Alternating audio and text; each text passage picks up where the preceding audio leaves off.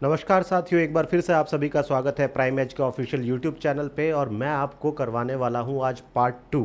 Last class के अंदर हम लोगों ने क्या किया था, आर्टिकल 12 एंड 13 के बारे में बात की थी। आर्टिकल 12 एंड 13 शुरुआत हो जाती है आपके फंडामेंटल राइट की।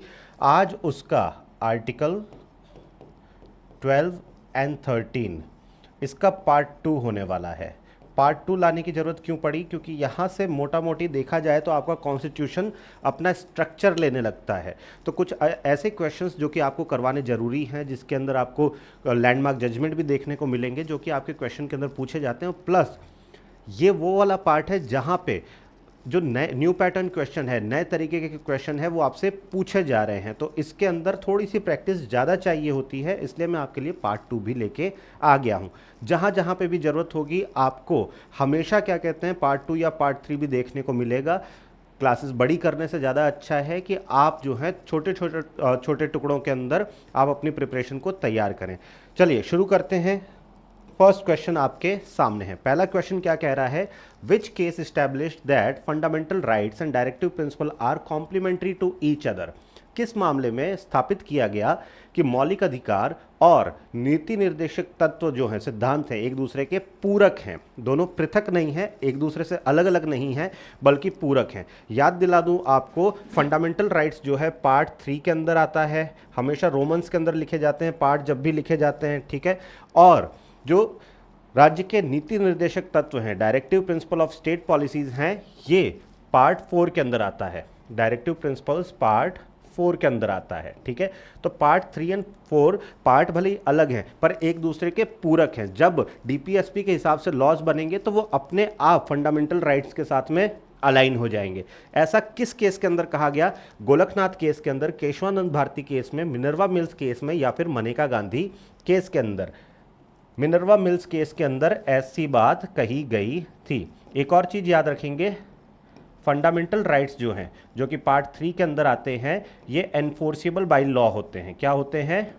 Enforceable by law.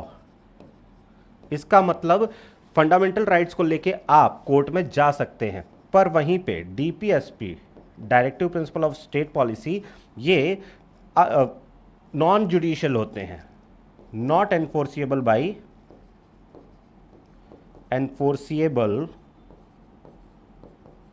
By law. ठीक है, याद रखेंगे ये एक दूसरे के पूरक हैं, पर इन दोनों के बीच में ये फर्क आता है। चलिए नेक्स्ट क्वेश्चन पे आते हैं। अगला क्वेश्चन हमारा क्या कह रहा है, consider the following statement regarding the doctrine of eclipse. आच्छादन के सिद्धांत के संबंध में निम्नलिखित कथनों पर विचार करिए। डॉक्ट्रिन ऑफ एक्लिप्स आपको एक बार वापस से याद दिला दूं, लास्ट क्लास में आपने किया था। प्री कॉन्स्टिट्यूशनल लॉज, कॉन्स्टिट्यूशन संविधान बनने से पहले जो लॉज बने हुए थे, अगर वो फंडामेंटल राइट्स के साथ में अलाइन होते हैं, अगर वो किसी का फंडामेंटल राइट ब्रीच नहीं कर रहे हैं, तब तो उन लॉज को मान लिया जाएगा। पर अगर pre constitutional laws fundamental rights के अगेंस्ट जाते हैं तो उन्हें वॉइड डिक्लेयर कर दिया जाएगा। कब तक? जब तक वो फंडामेंटल राइट्स के अगेंस्ट हैं, तब तक वो छुप जाएंगे, वॉइड हो जाएंगे। ठीक है, चलिए। It applies to post constitutional laws only. क्या ये पोस्ट कॉन्स्टिट्यूशनल लॉज पे अप्लाई होता है? नहीं होता है। प्री कॉन्स्टिट्यूशनल लॉज पे अप्लाई होता है। किस पे? Pre constitutional laws. संविधान पश्चात कानूनों पे नहीं, पूर्व संविधान कानूनों पे ये लागू होता है। दूसरा देखिए, it makes the law void ab initio dead from the start. यह कानून को शुरू से ही शून्य मृत बना देता है। कौन सा वाला सही है? क्या शुरू से ही मृत बना देता है, वॉइड एब इनिशियो बना देता है, वॉइड का मतलब शून्य होता है, या फिर पहला वाला तो गलत है, दूसरे वाले का देखिए आप, दूसरा वाला भी गलत है। वॉइड एब इनिशियो नहीं है, बल्कि एक्लिप्स लग गया है, उसको ढक दिया गया है, अभी के लिए वो इन्फोर्सिबल नहीं है, इसलिए दूसरा वाला भी गलत। जब पहला गलत दूसरा गलत, तो दोनों गलत होने पे डी हमारा आंसर हो जाता है। हमारा उत्तर हो जाएगा D, neither one nor two follows. Next देखिए, अगला क्वेश्चन आपके सामने है। ये कह रहा है, which of the following bodies has been declared as state. मैंने आपको बताया था स्टेट सिर्फ राज्य ही नहीं, बल्कि वो सारी बॉडीज भी स्टेट है जिनकी फंडिंग या फिर कंट्रोल स्टेट द्वारा होती है। स्टेट यहाँ पे सेंट्रल गवर्नमेंट भी हो सकती है, स्टेट गवर्नमेंट भी हो सकती है, लोकल सेल्फ गवर्नमेंट भी हो सकती है, कोई भी हो सकता है। ठीक है, चलिए, CSIR, ONGC, IFCI या फिर ऑल ऑफ द अबव। देखा जाए तो ये तीनों के तीनों जो है जिनका नाम हमने यहाँ पे लिया है, ये तीनों क्या है, ये एक PSU है। क्या है, ये तीनों एक PSU, बोले तो पब्लिक सेक्टर अंडरटेकिंग है, अंडरटेकिंग्स। ठीक है, इसका मतलब क्या होता है, हर PSU के अंदर एक चीज तो कॉमन है कि at least 51% share is with the government. याद रहेगा, कम से कम 51% भागीदारी जो है, शेयर मतलब भागीदारी, 51% भागीदारी जो है वो गवर्नमेंट की रहेगी, उसे पब्लिक सेक्टर अंडरटेकिंग कहा जाएगा। अगर ये तीनों पब्लिक सेक्टर अंडरटेकिंग है और ज़्यादातर पैसा इनके पास में जो आ रहा है वो सरकार से आ रहा है, तो क्या ये तीनों स्टेट होंगी? हाँ जी होंगी। तो इसलिए हमारा आंसर हो जाएगा D, all of the above. इसके सामने लिख देता हूं मैं आंसर। ठीक है, चलिए नेक्स्ट क्वेश्चन पे आइए। Article 13 Clause 2 restrict the state from making any law that takes away or abridges fundamental right. This clause asserts the supremacy of अनुच्छेद 13 क्लॉज 2 राज्य को ऐसा कोई भी कानून बनाने से रोकता है जो मौलिक अधिकारों को छीनता है या कम करता है। यह खंड किसकी सर्वोच्चता का दावा करता है? पार्लियामेंट का मतलब संसद का, fundamental rights over statutory laws वैधानिक कानूनों पर मौलिक अधिकार का, डायरेक्टिव प्रिंसिपल का, या फिर स्टेट लेजिस्लेचर का। अब चूंकि आप फंडामेंटल राइट पढ़ रहे हैं तो आपको लगेगा कि ये कैसा प्रश्न आपसे पूछ लिया है, पर रैंडम ही अगर आप देखें तो ये टफ प्रश्नों में काउंट हो जाता है क्योंकि ये कंफ्यूज करता है। ठीक है, स्टैट्यूटरी लॉज इसका मतलब वैधानिक कानून, ऐसे कानून जो कि पार्लियामेंट या फिर स्टेट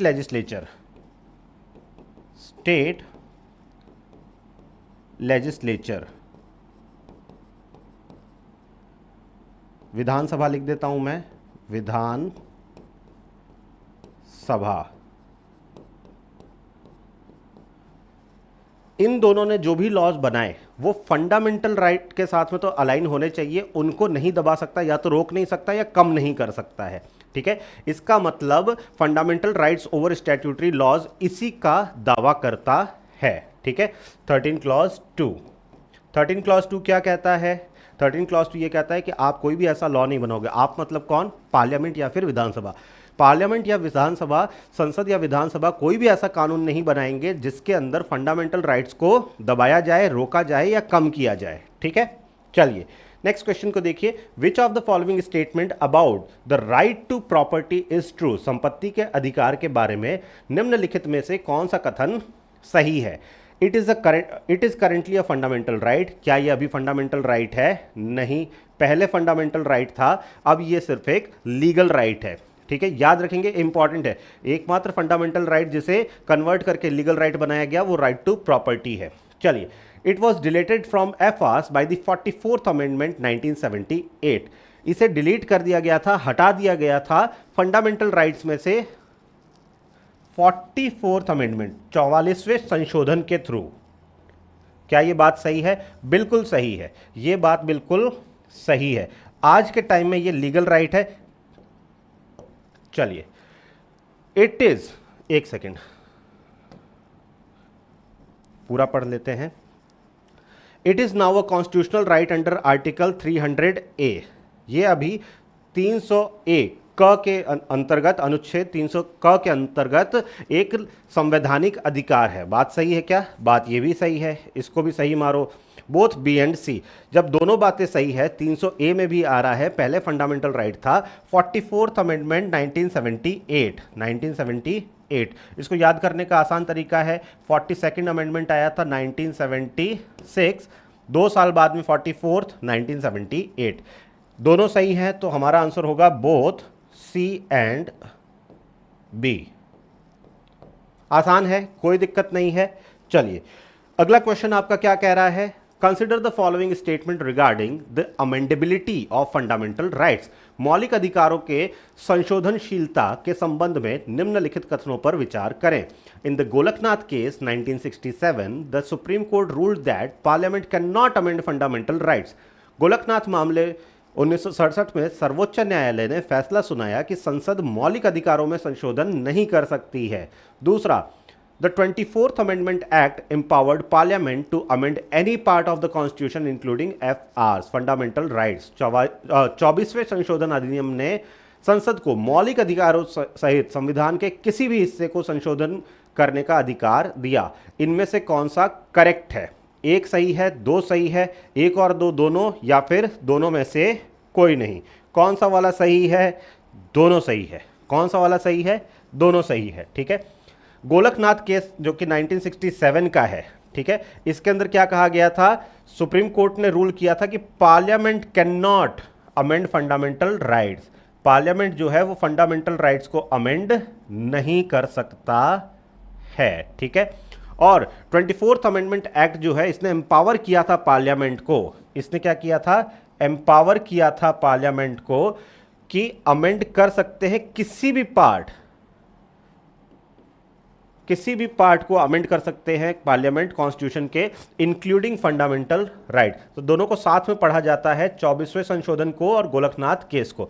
दोनों बात जब सही हो तो हमारा आंसर हो जाएगा सी, बोथ 1 and 2 फॉलोज। ठीक है, नेक्स्ट देखिए, असर्शन कह रहा है, ए है, the fundamental rights are not absolute. दावा कहता है मौलिक अधिकार निरपेक्ष नहीं है। Reason, they are subject to reasonable restriction to protect sovereignty, security and public order. कारण, वे संप्रभुता, सुरक्षा और सार्वजनिक व्यवस्था की रक्षा के लिए उचित प्रतिबंधों के अधीन हैं।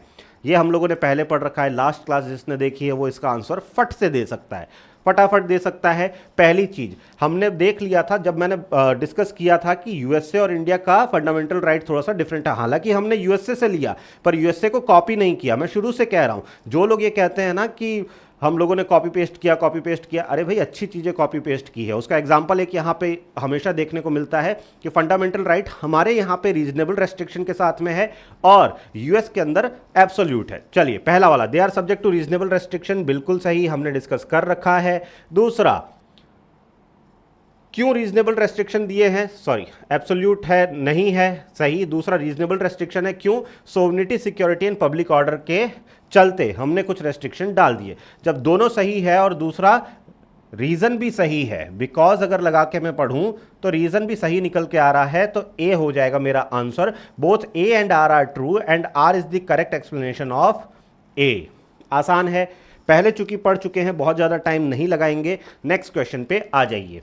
Which doctrine was evolved by the Supreme Court in the Kesavananda Bharati case regarding article 13 and 368? अनुच्छेद 13 और 368 के संबंध में केशवानंद भारती मामले में सर्वोच्च न्यायालय द्वारा कौन सा सिद्धांत विकसित किया गया था? Doctrine of pith and substance, basic structure doctrine, doctrine of colourable legislation, या फिर डॉक्ट्रिन ऑफ लैशेज? विलंब का सिद्धांत, आभासी विधान का सिद्धांत, मूल ढांचे का सिद्धांत, या फिर तत्व और सार का सिद्धांत?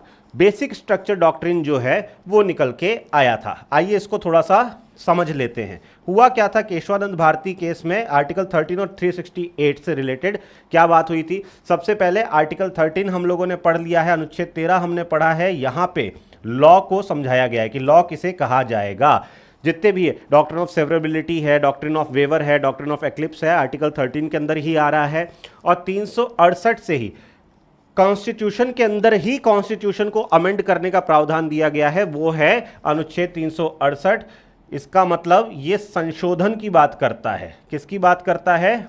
संशोधन की बात करता है या फिर अमेंडमेंट की बात करता है। तो केशवानंद भारती केस ने साफ साफ बोला था कि अमेंड तो आप कर सकते हैं कॉन्स्टिट्यूशन को, पार्लियामेंट जो है वो अमेंड तो कर सकती है कॉन्स्टिट्यूशन को, पर ध्यान रखना होगा कि बेसिक स्ट्रक्चर टूटना नहीं चाहिए। बेसिक स्ट्रक्चर का मतलब क्या है? आपसे राइट टू लाइफ छीना ही नहीं जा सकता है, आपसे राइट टू इक्वलिटी छीना नहीं जा सकता है। ऐसा नहीं है कि किसी दिन संसद को मन किया कि राष्ट्रपति नाम की पोस्ट को ही हटा दो। हम लोग पाकिस्तान थोड़े ही हैं, हम लोग कॉन्स्टिट्यूशनल डेमोक्रेसी हैं, हम राष्ट्रपति को नहीं मिटा सकते। क्यों? क्योंकि राष्ट्रपति हमारे बेसिक स्ट्रक्चर का पार्ट है, प्रधानमंत्री हमारे बेसिक स्ट्रक्चर का पार्ट है, governor, high court, supreme court, election commission, ये सारे के सारे हमारे बेसिक स्ट्रक्चर का पार्ट है। मेरा फ्रीडम ऑफ रिलीजन, मेरा राइट टू इक्वालिटी, मेरा राइट टू लाइफ, ये सारे के सारे क्या हैं? मेरा बेसिक स्ट्रक्चर का पार्ट है। तो बेसिक स्ट्रक्चर जो है वो मैं कभी भी यहां पे छोड़ नहीं सकता और उसको अमेंड नहीं किया जा सकता। तो यहां पे यही गाइडलाइन दी गई कि आपको मन है तो बदल दो, मतलब घर के अंदर पेंट करवाना है करवा लो, फर्नीचर का काम करवाना है करवा लो, पीओपी लगवानी है लगवा लो, लाइटें लगवानी है लगवा लो, लाइटें खराब लग रही है, ज्यादा तेज है तो लाइटें चेंज करवा लो, पर आप घर की दीवारें नहीं तोड़ सकते, घर का जो बेसिक स्ट्रक्चर है वो नहीं तोड़ सकते। ऐसा नहीं कि आप बरामदे के अंदर ही क्या कहते हैं शौचालय बना देंगे, बेसिक स्ट्रक्चर नहीं तोड़ सकते। ठीक है, तो बी यहां पे सही आंसर है। केशवानंद भारती केस में आर्टिकल 13 और 368 से रिलेटेड जो बात हुई थी वो बेसिक स्ट्रक्चर डॉक्ट्रिन है, बहुत इंपॉर्टेंट डॉक्ट्रिन है, याद रखना है। नेक्स्ट क्वेश्चन पे आइए। A law which violates fundamental right is not a nullity और void ab initio but remains in moribund condition and becomes active again when the shadow is removed. यहां पे doctrine of eclipse की पूरी definition ही आपको दे दी गई है। This refers to, ये किससे रेफर कर रहा है? एक कानून को जो मौलिक अधिकारों का उल्लंघन करता है वह अकृत या आरंभ से शून्य नहीं है बल्कि मरणासन्न स्थिति में रहता है और छाया हटने पर फिर से सक्रिय हो जाता है। यह किसे संदर्भित करता है? इन चार डॉक्ट्रिन में से कौन सी डॉक्ट्रिन के बारे में यह बात की गई है? यह बात की गई है डॉक्ट्रिन ऑफ एक्लिप्स के बारे में। 13 क्लॉज 1 वापस से याद करिए बच्चों, बहुत ज्यादा इंपॉर्टेंट हो गया। क्वेश्चन थोड़े बड़े हो गए हैं, मजा आ रहा है बच्चों, लाइक करते जाइए। चलिए, विद रेफरेंस टू आर्टिकल 12, यहां स्टेट की बात हो रही है। 13 में लॉ है, आर्टिकल 12 में स्टेट है। With reference to article 12, the supreme court has laid down criteria to determine whether a body is an instrumentality of the state. Which of the following is not a criteria. अनुच्छेद 12 के संदर्भ में supreme court ने यह निर्धारित करने के लिए मानदंड निर्धारित किए कि क्या कोई निकाय राज्य का एक उपकरण है। निम्नलिखित में से कौन सा मानदंड उसमें से नहीं है? A, the entire share capital is held by the government, पूरी की पूरी पूंजी जो है वो गवर्नमेंट ने लगाई हो। The body enjoys monopoly status conferred by the state, body जो है वो मोनोपोली स्टेटस, इसका मतलब निकाय को राज्य द्वारा प्रदत्त एकाधिकार प्राप्त है। दूसरा, deep and pervasive state control, गहरा और व्यापक राज्य नियंत्रण। The body is profitable and page taxes, निकाय लाभदायक है और करों का भुगतान करता है। कौन सा होगा बच्चों? देखिए, पहला वाला क्या स्टेट होगा? अगर पूरा का पूरा शेयर कैपिटल सेंटर गवर्नमेंट के पास में है तो क्या ये स्टेट होगा? यस। दूसरा, बॉडी मोनोपोली एंजॉय कर रही है और वो मोनोपोली दे कौन रहा है? स्टेट दे रहा है, तो ये भी सही है। तीसरा, डीप और परवेसिव स्टेट कंट्रोल है, सरकार का काफी ज्यादा कंट्रोल है, ये भी बात होनी चाहिए। हाँ, बॉडी प्रॉफिटेबल होनी चाहिए, ऐसा जरूरी है क्या? क्या एसएचआरसी या एनएचआरसी प्रॉफिटेबल हैं? क्या पीडब्ल्यूडी, क्या रेलवे प्रॉफिटेबल है? रेलवे तो खुद कहता है कि हम प्रॉफिटेबल नहीं हैं, मतलब जो पैसेंजर ट्रेन हैं वो प्रॉफिटेबल नहीं है। 57% जो फेयर है वो गवर्नमेंट बियर कर रही है, आप खाली 43% ही खर्चा उठा रहे हो, तो प्रॉफिटेबिलिटी जो है आपके उसमें नहीं आएगा। हमें नॉट ढूंढना था, क्या यहां पे नॉट ही ढूंढना था, यहां पे हमें नहीं ही ढूंढना था, इसलिए हमारा आंसर होगा डी। हमारा आंसर क्या होगा? डी। ठीक है, चलिए भाई नेक्स्ट क्वेश्चन देखिए। अगला क्वेश्चन क्या कह रहा है? Consider the following statement about article 13 clause 1 and 13 clause 2। 13 clause 1 किसकी बात कर रहा था? पूर्व संविधान वाले कानून, प्री कॉन्स्टिट्यूशनल लॉज। 13 क्लॉज 2 किसकी बात कर रहा था बच्चों? 13 क्लॉज 2 बात कर रहा था न्यू लॉज ऐसे नहीं बनेंगे जो कि फंडामेंटल राइट्स के अगेंस्ट हो। ठीक है, पुराने लॉज जो फंडामेंटल राइट के अगेंस्ट है बस्ते में डाल दो, नए लॉ ऐसे नहीं बनाना जो कि फंडामेंटल राइट के अगेंस्ट हो। ठीक है, इन दोनों की बात। Article 13 clause 1 deals with pre constitutional laws making them void ab initio. Article 13 clause 1 deal करता है प्री कॉन्स्टिट्यूशनल लॉज से और उन्हें वॉइड एब इनिशियो बना देता है, शुरू से शून्य बना देता है। अनुच्छेद 13 क्लॉज 1 संविधान पूर्व कानूनों से संबंधित है जो उन्हें आरंभ से शून्य बना देता है। भैया आरंभ से शून्य नहीं बनाता। पहली बात तो आपने सही की, प्री कॉन्स्टिट्यूशनल लॉज तो है बट आरंभ से शून्य नहीं बनाता है। पहला वाला गलत हो गया, एक पार्ट सही है एक पार्ट गलत है, तो कुल मिला के जो पूरा का पूरा कथन है, पूरा का पूरा स्टेटमेंट है वो गलत हो गया। Article 13 clause 2 deals with post constitutional laws making them void to the extent of contravention. अनुच्छेद 13 क्लॉज 2 संविधान पश्चात कानूनों से संबंधित है जो उन्हें उल्लंघन की सीमा तक शून्य बनाता है। क्या इन्होंने अदला बदली कर दी? क्या इन्होंने अदला बदली कर दी? थोड़ी सी अदला बदली कर दी है। क्या हुआ है? देखो भाई, नया लॉ बनाया आपने, ये इसके अंदर 1 2 3 4 5 6 क्लॉज हैं, पर 4 और 5 ऐसे क्लॉज हैं जो कि फंडामेंटल राइट के अगेंस्ट जा रहे हैं। तो क्या मैं ऐसा कर सकता हूं कि मैं यहां पे आता हूं और उसके बाद में 4 और 5 को मिटा देता हूं? मैं 4 और 5 को मिटा देता हूं, अब खाली 1 2 3 और 6 ही लागू रहेंगे।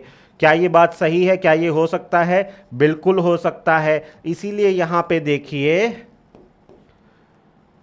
Post constitutional law making them void to the extent of contravention. जितना फंडामेंटल राइट के अगेंस्ट है आपका लॉ, उसको आप हटा दीजिए, बाकी लॉ चल जाएगा। ठीक है, तो दूसरा वाला सही है, ये हो जाएगा हमारा आंसर, ओनली 2।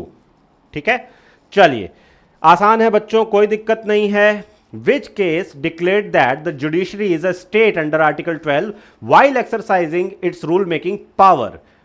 किस मामले ने घोषित किया कि अपनी नियम निर्माण शक्ति का प्रयोग करते समय न्यायपालिका अनुच्छेद 12 के तहत एक राज्य है? Naresh versus state of Maharashtra, AR Antulay versus RS Nayak, Premchand Garg versus excise commissioner, Rupa Ashok Hurra versus Ashok hurrah.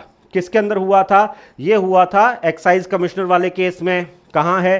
Premchand Garg versus excise commissioner. ठीक है, इस केस के अंदर कहा गया था कि जब न्यायपालिका या फिर कोर्ट जो है जुडिशियल फंक्शन करे, न्यायिक कार्य करे, तो वो स्टेट नहीं है, पर एडमिनिस्ट्रेटिव कार्य करे तो वो स्टेट बन जाएगी। ड्यूअल नेचर ऑफ जुडिशरी इसी केस के अंदर बताया गया था। कौन सा है? गर्ग साहब वर्सेस एक्साइज कमिश्नर। ठीक है, याद करने वाली चीज है। आगे देखिए, fundamental rights are negative in character. What does this mean? मौलिक अधिकार चरित्र में नकारात्मक हैं। इसका क्या मतलब है? They promote negative thinking. क्या वे नकारात्मक सोच को बढ़ावा देते हैं? They place limitation on authority of the state. वे राज्य के अधिकार पर सीमाएं लगाते हैं। They are not useful for development. वे विकास के लिए उपयोगी नहीं है। They only protect criminals. वो सिर्फ अपराधियों को ही बचाते हैं। तो देखिए भाई, नेगेटिव है फंडामेंटल राइट इन नेचर, इसका मतलब यह है कोई भी चीज जो आपको कुछ करने से रोकता है उसे नेगेटिव फोर्स कहा जाता है। आपको कुछ करने के लिए प्रेरित करता है तो वो पॉजिटिव फोर्स कहा जाता है। ठीक है, चलिए, इसलिए फंडामेंटल राइट्स को नेगेटिव इन कैरेक्टर बताया गया है। ये एक नेगेटिव फोर्स है क्योंकि वो लिमिट करते हैं किसके ऊपर? अथॉरिटी के ऊपर। कौन सी अथॉरिटी? स्टेट वाली अथॉरिटी को लिमिट करते हैं कि ऐसे मनमर्जी से लॉ मत बना देना। ध्यान रखना अपना लॉ बनाते टाइम कि कहीं मेरे नागरिकों का मौलिक अधिकारों का उल्लंघन ना हो जाए। ठीक है, चलिए भाई नेक्स्ट क्वेश्चन पे आइए। Can the parliament amend fundamental rights to form a new state under article 3? क्या संसद अनुच्छेद 3 के तहत नया राज्य बनाने के लिए मौलिक अधिकारों में संशोधन कर सकती है? यस, इजीली, हाँ आसानी से। No, article 3 laws are not amendments under article 368। नहीं, अनुच्छेद 3 के कानून अनुच्छेद 368 के तहत संशोधन में नहीं आते हैं। Yes, but requires special majority. हाँ, लेकिन विशेष बहुमत की आवश्यकता है। D, no it violates basic structure. नहीं, यह मूल ढांचे का उल्लंघन है। तो कौन सा वाला सही है? देखो भाई, आर्टिकल 3 के जो लॉज है ना वो अमेंडमेंट के अंडर नहीं आते हैं, वो आर्टिकल 368 के अमेंडमेंट के अंदर आते ही नहीं हैं, तो इसलिए ये हो जाएगा सही आंसर। हालांकि आपका चैप्टर 1 से भी आ गया, पार्ट 1 से भी आ गया, पार्ट 1 और 3 से रिलेटेड होके आ गया है, ठीक है।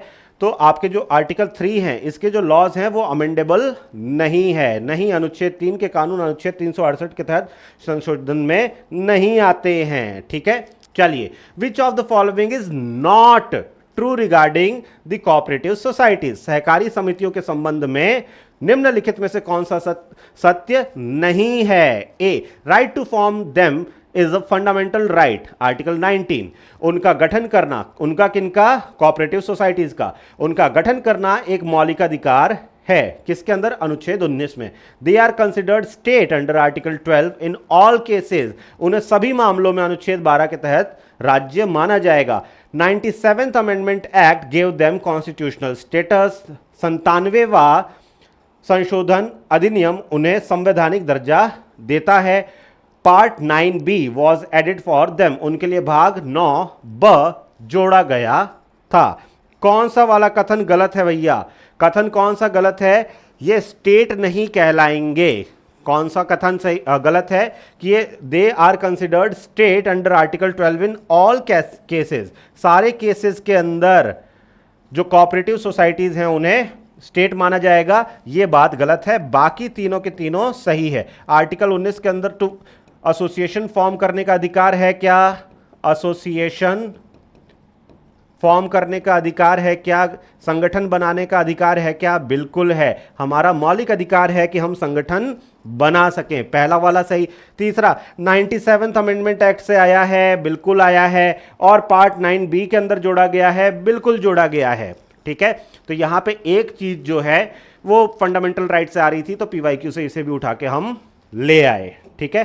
चलिए नेक्स्ट क्वेश्चन देखिए, question number 41, consider the following statement regarding the interaction between article 13 and article 368। अभी अभी हम लोगों ने केशवानंद भारती केस के अंदर आर्टिकल 13 एंड आर्टिकल 368 के बारे में बात की, बेसिक स्ट्रक्चर डॉक्ट्रिन जहां से निकल के आया उसके बारे में देखिए। आपके पास 3 स्टेटमेंट, 3 कथन है। Supreme court in Shankari Prasad case 1951 का केस है, held that the word law in article 13 include constitutional amendment. Shankari Prasad मामले में सुप्रीम कोर्ट ने कहा कि अनुच्छेद 13 में कानून शब्द में संवैधानिक संशोधन शामिल है। 24th amendment act explicitly stated that article 13 shall not apply to any amendment made under article 368।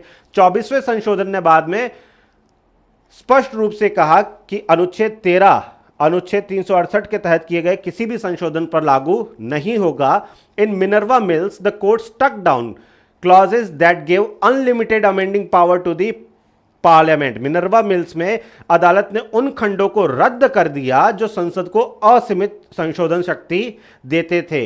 इनमें से कौन सा करेक्ट है, हमसे क्या पूछा गया है, करेक्ट पूछा, नॉट करेक्ट नहीं पूछा गया है। 1 2 2 3 1 3 या फिर 1 2 3, कौन सा वाला सही है भाई, ये पहला वाला तो गलत है,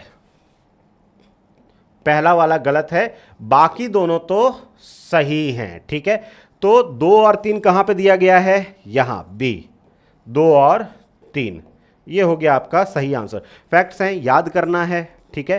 फैक्ट्स याद करने के लिए हम बाध्य हैं। नेक्स्ट क्वेश्चन पे आइए। Fundamental rights are the conscience of the constitution, who among the following described part 3 and part 4 together as the conscience of the constitution. मौलिक अधिकार संविधान की अंतरात्मा है। निम्नलिखित में से किसने भाग 3 और भाग 4 को एक साथ संविधान की अंतरात्मा के रूप में वर्णित किया। Doctor BR Ambedkar, Granville Austin, के मुंशी या फिर जवाहरलाल नेहरू। किसने किया था बच्चों, ये किया था ग्रैनविल ऑस्टिन ने, ठीक है। ग्रैनविल ऑस्टिन भी लिखिए हिंदी में, इंग्लिश में ग्रैनविल ऑस्टिन, ये हो जाएगा सही। इससे रिलेटेड इसका छोटा सा जो रूप है वो हम लोगों ने पहले भी किया है लास्ट क्लास के अंदर, ग्रैनविल ऑस्टिन वाले क्वेश्चन का। नेक्स्ट देखिए, which of the following doctrines helps in resolving the conflict between fundamental right and principle of directive principle of state policy. निम्नलिखित में से कौन सा सिद्धांत, कौन सा डॉक्ट्रिन मौलिक अधिकार और राज्य के नीति निर्देशक सिद्धांतों के बीच संघर्ष को सुलझाने में मदद करता है? Doctrine of eclipse, doctrine of harmonious construction जिसे कि सामंजस्यपूर्ण निर्माण का सिद्धांत, डॉक्ट्रिन ऑफ कलरेबल लेजिस्लेशन या फिर डॉक्ट्रिन ऑफ लैशेज मतलब विलंब का सिद्धांत। कौन करता है भाई? ये करता है डॉक्ट्रिन ऑफ हार्मोनियस कंस्ट्रक्शन, सामंजस्यपूर्ण निर्माण का सिद्धांत। जब भी कोई कॉन्फ्लिक्ट होगा पार्ट 3 एंड पार्ट 4 के अंदर तो डॉक्ट्रिन ऑफ हार्मोनियस कंस्ट्रक्शन लगाया जाएगा। दोनों को ऐसे साथ में रखा जाएगा कि ना 3-4 के अगेंस्ट जाए ना 4-3 के अगेंस्ट जाए। ठीक है, चलिए नेक्स्ट देखिए, regarding the BCCI board of control for cricket in India versus state debate under article 12 consider the following. अनुच्छेद 12 के तहत बीसीसीआई बनाम राज्य बहस के संबंध में निम्नलिखित पर विचार करें। दो स्टेटमेंट आपको यहां पे दिए गए हैं। ठीक है, ये दो स्टेटमेंट क्या कह रहे हैं? The supreme court in Zee telefilms versus union of India held that BCCI is a state. Zee telefilms versus state of India वाले के यूनियन ऑफ इंडिया वाले केस के अंदर यह कहा गया था बीसीसीआई स्टेट है। और दूसरा, the law commission has recommended bringing BCCI under the definition of state. दूसरा वाला सही है बच्चों। जी टेलीफिल्म्स वाला जो कॉन्फ्लिक्ट हुआ था बीसीसीआई वर्सेस जी टेलीफिल्म्स, तो उसके अंदर यह कहा गया कि बीसीसीआई जो है वो स्टेट नहीं है। क्या कहा गया था? Supreme court in Zee telefilm versus union of India held that BCCI is a state. बल्कि इस केस के अंदर तो कहा गया था not a state, not a state ये कहा गया था, ये कहा गया था। ठीक है, इसने तो उल्टा बोल दिया, उल्टा बोल दिया तो गलत। दूसरा वाला सही है। लॉ कमीशन ने एक रिपोर्ट दी थी जिसके अंदर यह कहा गया था बीसीसीआई को भी स्टेट मानना चाहिए। तो आज के टाइम में बीसीसीआई स्टेट नहीं है। पहला गलत, दूसरा सही, हमारा आंसर हो जाएगा 2 ओनली। ठीक है, आसान है। बीसीसीआई आपके हमारे सबके करीब। रोको ओडीआई खेल रहे हैं, टेस्ट से संन्यास ले लिया, गंभीरवा बहुत बदमाश है नहीं। The IR Coelho case is related to, IR Coelho मामला 2007 लेटेस्ट ही है लगभग, किससे संबंधित है? Definition of state under article 12, validity of 9th schedule laws vis-a-vis fundamental right मतलब मौलिक अधिकारों के मुकाबले 9वीं अनुसूची के कानूनों की वैधता, रिजर्वेशन इन प्रमोशन पदोन्नति में आरक्षण, या फिर डबल जियोपार्डे दोहरे खतरे। डबल जियोपार्डे मतलब दोहरी मार जो पड़ती है उसे डबल जियोपार्डे कहा जाता है। किससे है भाई? Validity of 9th schedule laws vis-a-vis fundamental rights, मौलिक अधिकार बनाम 9वीं अनुसूची, इसके बारे में केस है आईआर कोयलो केस। ठीक है, याद रखिए, इंपॉर्टेंट है। चलिए नेक्स्ट देखिए, असर्शन रीजन पैटर्न आ गया है यहां पे। A corporation acts as an agency of government yet it may not be considered state under article 12। दावा कहता है कि एक निगम सरकार की एजेंसी के रूप में कार्य करता है, फिर भी इसे अनुच्छेद 12 के तहत राज्य नहीं माना जा सकता। रीजन है, to be a state the corporation must be created by a statute और act under deep and pervasive state control. कारण आर ये है, राज्य होने के लिए निगम को एक कानून द्वारा बनाया जाना चाहिए या गहरे और व्यापक राज्य नियंत्रण के तहत कार्य करना चाहिए। कौन सा वाला ऑप्शन यहां पे सही है बच्चों? जब दोनों स्टेटमेंट सही है और दूसरा वाला रीजन भी सही है तो हमारा ऑप्शन हो जाता है ए। तो आंसर मैं यहां पे बता दे रहा हूं। अब आपको पता है कि दोनों स्टेटमेंट सही है और दूसरा वाला इसका रीजन है, तो इसका मतलब corporation acts as an agency of the government. अगर कोई कॉर्पोरेशन एजेंसी ऑफ गवर्नमेंट की तरह काम करे, yet it may not be considered state under article 12। IBPS का नाम आपने सुना होगा। आईबीपीएस फाइनेंस मिनिस्ट्री के अंदर गवर्नमेंट की एक एजेंसी के रूप में काम करता है, गवर्नमेंट की एक एजेंसी के रूप में काम करता है जो कि बच्चों का एग्जाम लेता है। आईबीपीएस इसका क्लासिक एग्जांपल है। अब वो एग्जाम तो लेता है, गवर्नमेंट की पोस्ट पे एग्जाम लेता है, बैंक में पीओ, एसओ या फिर क्लर्क या फिर मल्टीपर्पज ऑफिस असिस्टेंट या फिर एडमिनिस्ट्रेटिव ऑफिसर या फिर आपके सीनियर मैनेजर या मैनेजर, इन सब के लिए एग्जाम लेता है ना। लेता तो सरकारी नौकरी पे, पर आईबीपीएस के ऊपर आरटीआई भी नहीं लगता, आईबीपीएस के ऊपर, आईबीपीएस को स्टेट नहीं माना जाता। क्यों? क्योंकि वो सिर्फ और सिर्फ एजेंसी की तरह काम कर रहा है, उसके खुद के स्वायत्त फंक्शन कुछ नहीं है, कार्य कुछ नहीं है ना। तो पहला वाला सही। रीजन क्या है उसका? स्टेट होने के लिए कॉर्पोरेशन को must be created by a statute. क्या कोई आईबीपीएस एक्ट है? कोई आईबीपीएस एक्ट नहीं है। Must be created by a statute, एक एक्ट के थ्रू आना चाहिए, या फिर deep and pervasive state control होना चाहिए, गहरे और व्यापक राज्य नियंत्रण के अंदर आना चाहिए। ठीक है, तो रीजन ये सही है, बिकॉज अगर आप लगा के देखते हैं तो रीजन आपको सही मिलेगा। ठीक है, समझ में आया ये वाला? थोड़ा सा ये मतलब एक नया सा कॉन्सेप्ट निकल के आया था, बट आई होप आपको समझ में आया हो। नेक्स्ट देखिए, which of the following is correct about the doctrine of waiver in the US versus India? अमेरिका बनाम भारत में अधित्याग के सिद्धांत के बारे में निम्नलिखित में से कौन सा सही है? It applies in both India and USA. Bharat और यूएसए दोनों में अप्लाई होता है? बिल्कुल नहीं। इंडिया में तो डॉक्ट्रिन ऑफ वेवर अप्लाई ही नहीं होता है। मेरा राइट टू लाइफ है, क्या मेरा राइट टू डेथ भी है? क्या मैं अपने राइट टू लाइफ को वेव कर सकता हूं? नहीं कर सकता हूं। ठीक है, it applies in India but not in USA, गलत। यूएसए में अप्लाई होता है, इंडिया में। It applies in USA but not in India, बात सही है। उल्टा पहले बोला था, सी में एकदम सही बोला है। क्या बोला है? डॉक्ट्रिन ऑफ वेवर, अपने मौलिक अधिकारों का त्याग आप भारत में नहीं कर सकते हैं, यूएसए के अंदर कर सकते हैं। ठीक है, चलिए नेक्स्ट क्वेश्चन पे आइए। Article 359 authorises the president to suspend the right to move any court for the enforcement of fundamental rights. However, this power does not extend to अनुच्छेद 359 के 59 राष्ट्रपति को मौलिक अधिकारों के प्रवर्तन के लिए किसी भी अदालत में जाने के अधिकार को निलंबित करने के लिए एक अधिकृत करता है। हालांकि यह शक्ति किस तक विस्तारित नहीं है? अनुच्छेद 14-15, अनुच्छेद 19, 20-21 या फिर आर्टिकल 32 किसके अंदर नहीं आती है? 20 और 21 के अंदर जो राइट टू लाइफ वाला पार्ट है उसके अंदर नहीं आती है। कोई भी फंडामेंटल राइट सस्पेंड कर सकते हो, 20-21 सस्पेंड नहीं कर सकते हो, याद रखेंगे। ठीक है, चलिए second last question of the day. क्या कह रहा है ये question? Consider the following about the Maneka Gandhi case, 1978 का केस है, regarding the nature of fundamental rights. Fundamental right की प्रकृति के संबंध में मनेका गांधी मामले के बारे में निम्नलिखित पर विचार करिए। 3 स्टेटमेंट आपको दिए गए हैं। It overruled the A K. Gopalan case, इसने ए.के. गोपालन मामले को पलट दिया था। It establish the golden triangle theory of article 14, 19 and 21, इसने अनुच्छेद 14, 19 और 21 के गोल्डन ट्रायंगल सिद्धांत की स्थापना की।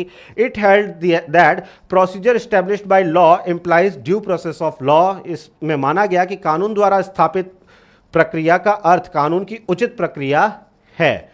क्या तीनों बातें सही है? सबसे पहले तो मैं आपको बता दूं तीनों बातें सही है। मनेका गांधी केस 1, 2, 3 इसी में है ना? हाँ, मनेका गांधी केस के अंदर तीनों चीजें कही गई। अब ये तीनों चीजें हैं क्या? ए.के. गोपालन के अंदर क्या कहा गया था? इमरजेंसी के टाइम में या फिर जरूरत पड़ेगी तो सरकार जो है वो आपके फंडामेंटल राइट्स को सस्पेंड कर सकता है। इसी मामले को तो पलट दिया गया था मनेका गांधी केस में, तो पहला वाला तो सही है।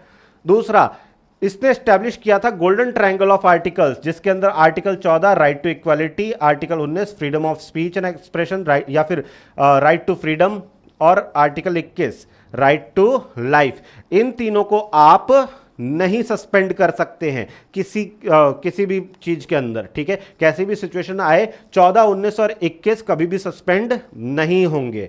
और प्रोसीजर एस्टैब्लिश्ड बाय लॉ जो है, आर्टिकल 21 बात करता है ना, no person shall be deprived of his life and liberty unless the procedure established by law. जो पीछे लिखा हुआ है ना लास्ट में, प्रोसीजर एस्टैब्लिश्ड बाय लॉ, उस चीज उसके अंदर ड्यू प्रोसेस ऑफ लॉ भी आता है। ठीक है, तो ये भी बात किसके अंदर की गई थी? मनेका गांधी में। तीनों बात सही है, तो हमारा आंसर हो जाएगा डी। अब देखो, बहुत डीप में पढ़ाने के लिए ना, वो जब हम आर्टिकल वाइज सेशन वाइज करेंगे तब थोड़ा पढ़ा पाऊंगा। अदरवाइज अभी के लिए या तो आपने पढ़ रखा हो या फिर आप हिंट ले लीजिए, एक बार के लिए हिंट ले लीजिए और याद कर लीजिए, आपका काम बन जाएगा। अगर आप आज तक आपने नहीं पढ़ा है, आप इन पीवाईक्यूज को करने के बाद में पढ़ेंगे मुझसे तो आपको बहुत ही अच्छा समझ में आएगा कि हाँ कुछ सुना सुना लग रहा है, और अगर आपने पहले पढ़ा हुआ है तो इन क्वेश्चंस को करने में आपको मजा आ रहा होगा। ठीक है, चलिए लास्ट क्वेश्चन आज का, मजे ही मजे। Under article 13 clause 3 custom are law, which essential condition must a custom satisfy to be considered a law. अनुच्छेद 13(3) के तहत प्रथाएं कानून है। कानून माने जाने के लिए एक प्रथा को किस आवश्यक शर्त को पूरा करना होगा? यह केवल प्राचीन होना चाहिए, it must be ancient only, it must be reasonable and not oppose to public policy, यह उचित होना चाहिए और सार्वजनिक नीति के विरोध में नहीं होना चाहिए। It must be religious in nature, यह प्रकृति में धार्मिक होना चाहिए। It must be written in ancient text, यह प्राचीन ग्रंथों में लिखा होना चाहिए।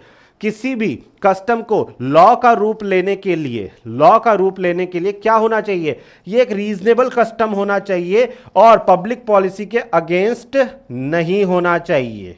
ये दो चीजें याद रखनी है आपको, रीजनेबल भी होना चाहिए। अब आप बोलो कि सर हमारे यहां तो प्रथा है, हमारे यहां तो कस्टम है कि हम तो क्या करते हैं, हम तो चाकू मार देते हैं, हम बुरा नहीं मानते, हम छुरा मारते हैं, हमारे यहां प्रथा है, तो क्या सरकार उसे मानेगी कि ये लॉ है? नहीं है। क्यों? क्योंकि ये रीजनेबल नहीं है। ठीक है, और पब्लिक पॉलिसी के अगेंस्ट भी है। ठीक है, चलिए आज के लिए इतना ही। आई होप आपको आर्टिकल 12 एंड 13 अब पूरी तरीके से अच्छे से समझ में आ गए हैं। इसके बाद में अगली क्लास में हम लोग करने वाले हैं right to equality. Right to equality बहुत ज़्यादा इंपॉर्टेंट है, एकदम बिल्कुल पढ़ने के लिए आना है। पढ़ने के लिए जब अगली बार आओगे उससे पहले इस क्लास को लाइक कर देना, चैनल सब्सक्राइब कर लिया तो दूसरी बार मत करना, अब अनसब्सक्राइब हो जाएगा। और तीसरी चीज़ जो कि सबसे इम्पॉर्टेंट है वो ये कि यहाँ तक अगर आप बने हैं तो इसका मतलब आपको ये क्लास अच्छी लग रही है। अगर ये क्लास सच में अच्छी है तो फिर अपने दोस्तों के साथ में शेयर भी करें। शेयर करेंगे तो ज़्यादा लोगों तक पहुँचेंगे, ज़्यादा लोगों तक पहुँचेंगे, ज़्यादा व्यूज़ आएंगे, ज़्यादा व्यूज़ आएंगे, ज़्यादा लाइक आएंगे, ज़्यादा लाइक आएंगे तो ज़्यादा शेयर होगा। खैर समझ गए आप लोग, इस पूरे गेम को आप लोग मुझसे अच्छा जानते हैं। थोड़ी सी हेल्प आपकी तरफ से अगर आपको पसंद आ रहा है तो मिलते हैं आपसे अगली क्लास के अंदर। तब तक के लिए अपना ख्याल रखिए। जय हिंद, जय भारत।